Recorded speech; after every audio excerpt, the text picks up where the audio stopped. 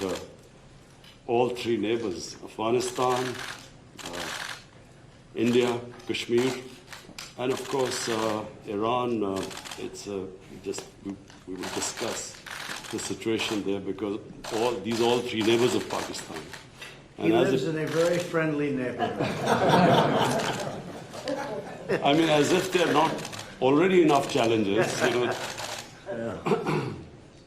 President, after your last meeting with the Prime Minister, offered to mediate between India and Pakistan over Kashmir.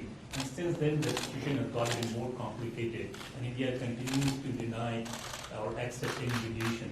So where does the offer stand now, and don't you think It would always stand. If I can help, I would certainly do that. And it will be dependent on both of these gentlemen. One without the other doesn't work if you're going to do mediation or if you're going to do an arbitration. But certainly I would be willing to help if both Pakistan, let's say, and India wanted me to do that. I am ready, willing, and able. It's a complex issue. It's been going on for a long time. But if both wanted it, I would be ready to do it. Mr. President, but the only thing is, reverting back to my question in the Oval Office on Kashmir. Yes. The thing is, you are asking both the parties to accept and agree. One is aggressor, violator of the UN resolutions, and plus non-compliance, plus merging Kashmir into its own territory. This is the kind of reporter I like. I like this reporter. And how can you? Are you a member of this team or are you? I'm a member of this. I'm not a member of this team. I'm an independent journalist. You're saying what you think. Let me complete my question, Mr. President. No, but I have to be requested. How can you make an aggressor and an aggressor That's okay. meet and the violation of the UN resolutions? Very fair question or statement. Let me put that one down as a statement if you don't mind. But you're right. You have to have two parties that want to agree, and when they come, and at some point India may come. I have a very good relationship with Prime Minister Modi. I have a very good relationship with Prime Minister Khan. And if at any time they say, we have some points that we think we can maybe iron out, I think I'd be an extremely good arbitrator. I've done it before, believe it or not, and I've never failed as an arbitrator. I've been asked to arbitrate disputes, pretty big ones from friends, and I've done it in a good, successful fashion. If I can be of help, you know that. If I can be of help, let me know. But you'd have to have the assent also from the other side. Mr. President, Johnson has now called for a new deal, just moments ago, for a new Iran deal. This is the first time he's called for that. I wonder what your reaction to it, and have you discussed that with him? Well, I think that's why he's a winner. That's why he's a man that's going to be successful in the UK, and I think that's good. You're talking about Boris, yes, right? Boris is a man who, number one, he's a friend of mine, and number two, he's very smart, very tough. And he does want a new deal because the other deal was ready to expire. It was a very short number of years left. All that money paid and wasted. You didn't have the right to inspect the appropriate sites. You were looking at sites that would never be used to create nuclear. The sites that they would use, we weren't allowed to inspect. What kind of a deal is that? And ballistic missiles. They're allowed to test ballistic missiles and other things. But one of the biggest things is the fact that the agreement is going to expire in a very short number of years. And what kind of a deal is that? We're dealing with countries. You have to go long term. So I respect Boris a lot, and I am not at all surprised that he was the first one to come out and say that. Mr. President, this is the first time. Mr. President, this is the first time. This is the first time. This is the first time. So this is Jazeb Ali from Airline News TV Pakistan.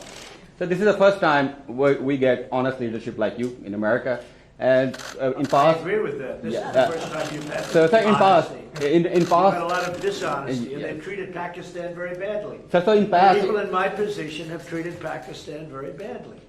So in past, I think that I wouldn't say Pakistan has treated us too well either, but maybe there was a reason. And in fact, I think there was a reason for it.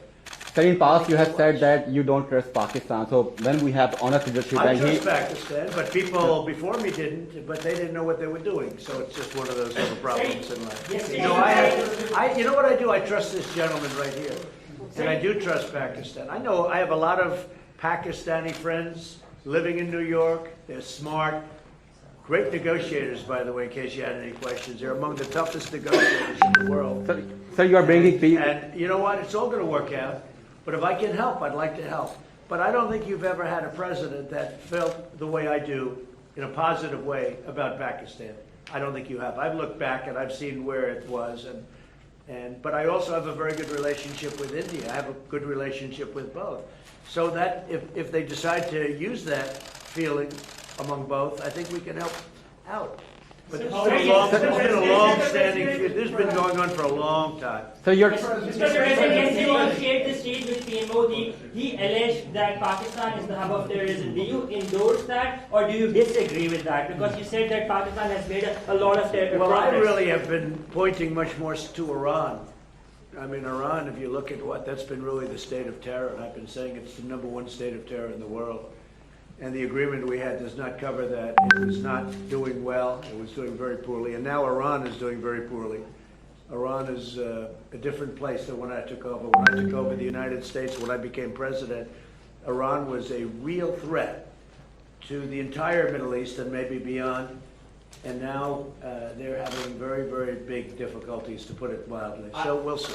Are you happy with the progress that Pakistan has made countering terrorism, particularly eliminating terrorism? I've heard they've made great progress, and under this leader, he's a great leader. I think he wants to make great progress because there's no solution the other way. The other way is only going to lead to death and chaos and poverty.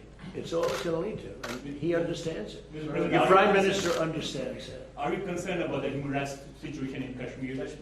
About which? Human rights situation, human rights Sure, violations? I'd like to see everything work out. I want it to be humane. I want everybody to be treated well.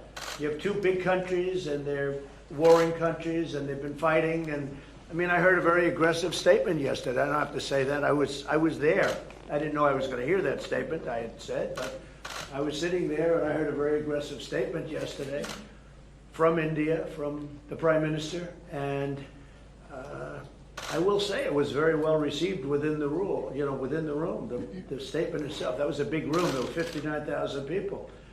But it was a very aggressive statement, and I hope that they're going to be able to come together, India and Pakistan, and do something that's really smart and good for both. And I'm sure there's always a solution, and I really believe there's a solution to that. If you can have the experience, you might find a Nobel Prize. Mr. President. You've asked one already. Go ahead. Quickly. Make 1 second statement. Now, if Go ahead, make a you statement. can solve this outstanding issue of Kashmir, Yeah. very likely and definitely you will be deserving a Nobel Prize on that. I think His I'll get a Nobel Prize for How a lot about of that? things. Mr. President. I Mr. think I'm President, going to get a Nobel Prize for a lot of things if they gave it out fairly, which they don't. They gave one to Obama immediately upon his ascent to the presidency, and he had no idea why he got it. And you know what? That was the only thing I agreed with him on. Mr. President, Right, come on. Other than Pakistan and India, the Kashmiri people are suffering last 15 days. They will talk later on, but right now there was human rights violation in Kashmir. 50 days lockdown, no internet, no food, nothing. So, you know, what do you want to do for Kashmiri people? Where do you find reporters like this? These guys are